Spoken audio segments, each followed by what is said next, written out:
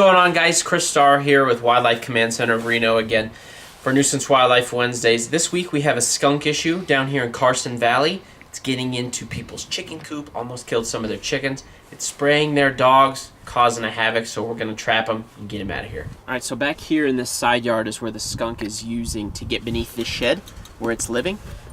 It created this hole last night, and it's using this hole to get back into this yard, and then the chicken yard over here to the left of me.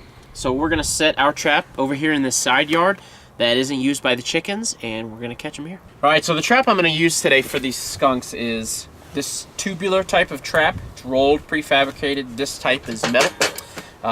The skunks like going into these tube traps because it makes it feel like another tunnel, which they love going into. So we bait it at the back. The trigger's right here in the middle. They have to go in through the front, they trip it, and then they get caught on the inside. And another great thing about the tube trap being completely enclosed like this is that it makes the skunk feel safe, much less likely to spray on the inside.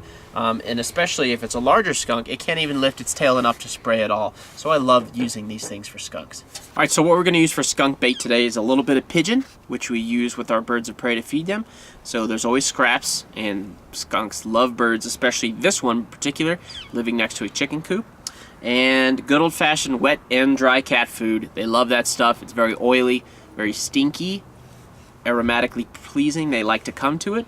We're placing them in the back, and we also grabbed some litter from one of the chicken coops to make it the scent a lot more familiar and make him more likely to come into the trap.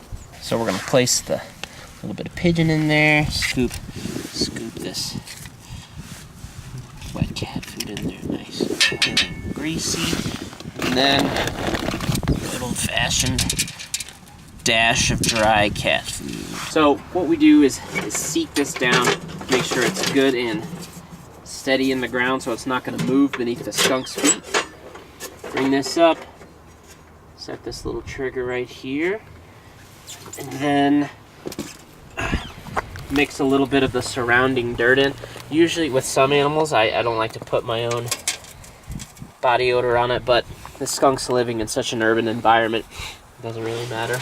All right, so tomorrow we're gonna come back, because we're probably gonna catch that skunk tonight, remove it, reset and rebait, and we'll get the whole lot of them out of here, quick, fast, and in a hurry. All right, we're back out at the house where we caught that skunk. They gave us a shout, said we got him, so we're gonna go get him out of here. Alrighty, so as you can see, the trap door's down, so he's definitely in there. I also saw a little bit of black and white hair sticking out, so I'm gonna grab him very discreetly and quietly and get him out of here. Alrighty, one skunk down, possibly more to go, and we will close this up in a couple of days, should we catch some or not. Another human-wildlife conflict resolved by Wildlife Command Center of Reno.